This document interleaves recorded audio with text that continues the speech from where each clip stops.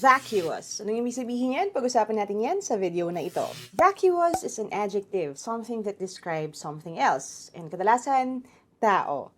Now, para madaling tandaan, isipin niyo yung word na vacuum. Isa siyang space na walang kahit ano.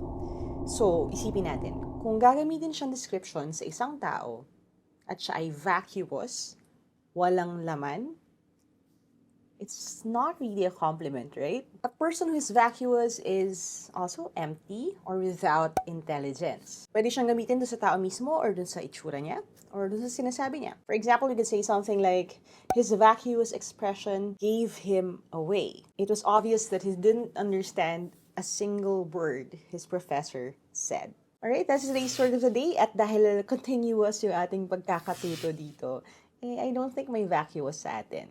Let's keep learning, and if you want to remember the word, use it in a sentence sa baba. Don't forget to follow me for more.